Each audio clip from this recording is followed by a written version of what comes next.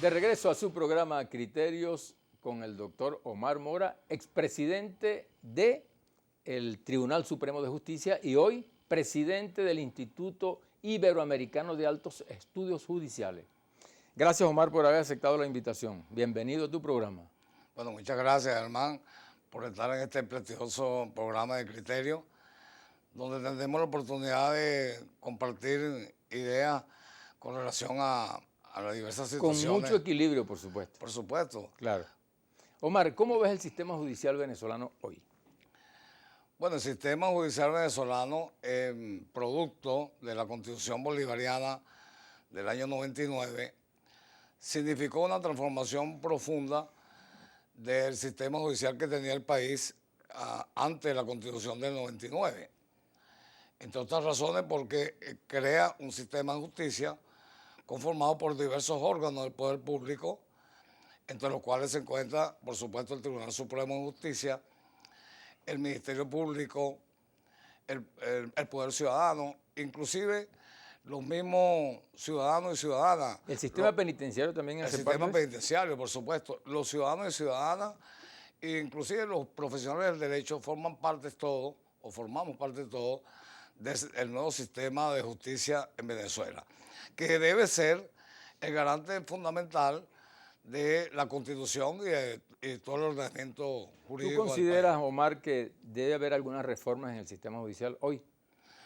Bueno, la Constitución obliga a tener una justicia accesible, gratuita, imparcial, idónea, transparente, oral y pública.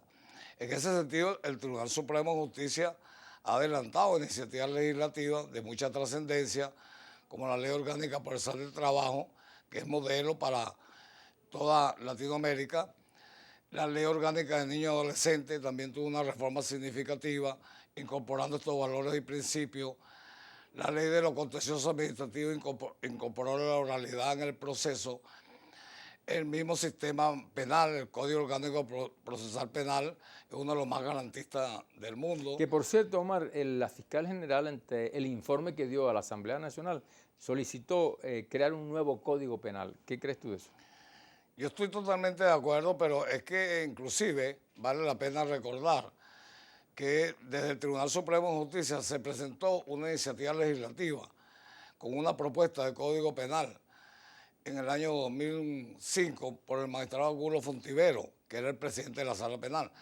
Este proyecto de Código Penal del magistrado Angulo es uno de los más modernos de toda Iberoamérica. Establece, entre otras novedades, por ejemplo, la eutanasia, despenaliza el aborto. Y eso no es ir, por ejemplo, castiga los delitos cometidos por personas naturales o por empresas nacionales e internacionales, delitos ecológicos. Es decir, un código que unifica la cantidad de disposiciones legales que están dispersas en materia penal y que es un instrumento eficaz contra la impunidad y contra el delito.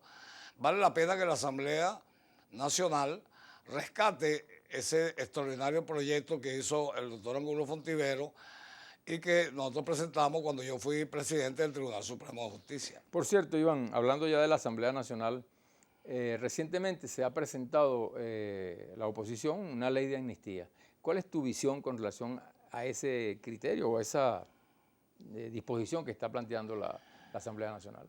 Bueno, lo primero que yo tengo que decir con absoluta seriedad es que yo creo que el pueblo venezolano, cuando se expresó el 6 de diciembre, y por supuesto el gobierno y las fuerzas que integran el pueblo patriótico sufrieron una debacle electoral. Pero fue decisión del pueblo soberano, ¿no? Fue, bueno, y hay que respetarla. Fue fundamentalmente por una especie de voto castigo ante una situación de crisis económica grave que afecta a toda la población, tanto a la oposición como a la misma fuerza revolucionaria, por así decirlo. Y la oposición, en mi opinión, no debe sobreestimar ese triunfo, porque no es un triunfo propiamente de la oposición, es un voto castigo.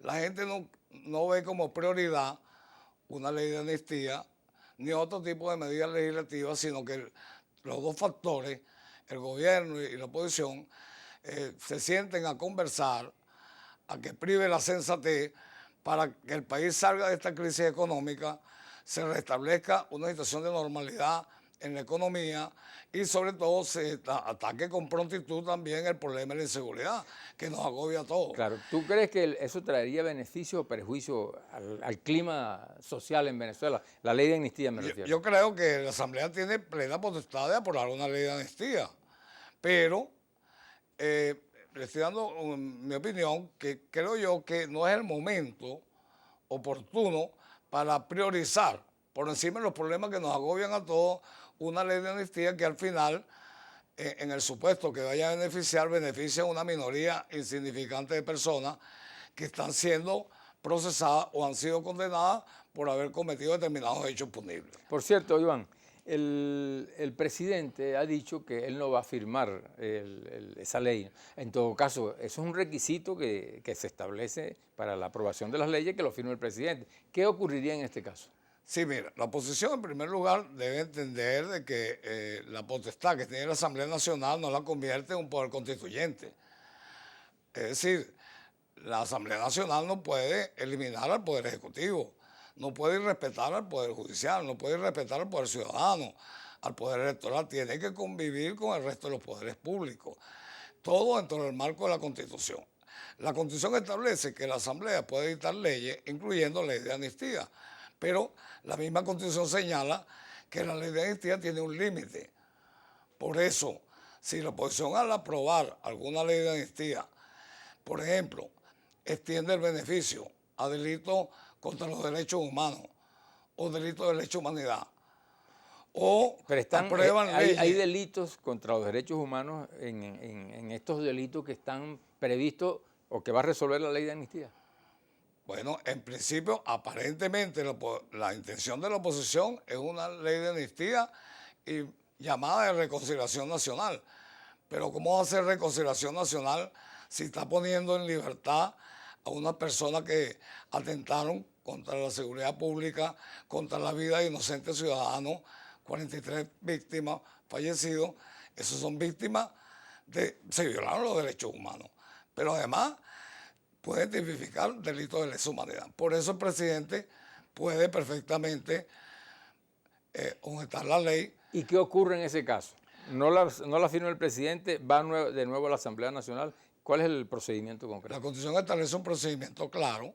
Si la Asamblea Nacional no corrige el veto que se le hace, o si el presidente decide solicitar de la Sala Constitucional que interprete si esa ley es constitucional o no, la Sala Constitucional tiene el poder, de acuerdo a la Constitución, de ser el último y único intérprete de la Constitución. Por lo tanto, pudiera declarar aquellos artículos que estén viciados en constitucionalidad de nulos. Entonces, sería una ley parcialmente aprobada. Hablando del TCJ, Omar, hay muchas personas que han criticado, por ejemplo, los recientes nombramientos al poder, al TCJ, pues, ¿no? ¿Qué opinión te merece a ti estos últimos nombramientos? Bueno, yo primero tengo que decir que la Asamblea, dentro de sus atribuciones está la designación de los magistrados del Tribunal Supremo de Justicia, porque solamente en Venezuela se eligen por el voto universal, directo y secreto el Poder Ejecutivo y el Poder Legislativo, pero los otros poderes son electos en segundo grado. En este caso, la Asamblea es la que puede nombrar a los magistrados del Tribunal Supremo de Justicia. La Asamblea Nacional, antes de culminar su mandato, hizo uso de esa potestad soberana de designar a los magistrados porque habían 13 cargos vacantes. Es probable que si estos magistrados se hubieran jubilado antes, la designación hubiera sido con mucha anterioridad. Pero ¿tú eres viable? En todo caso, si se habían jubilado y estaban los cargos vacantes, tenían la potestad de designar a los nuevos magistrados. Omar, tenemos un segmento que es ¿qué nos dice la gente desde la calle? Vamos a escucharlo y luego nos respondas a esas preguntas.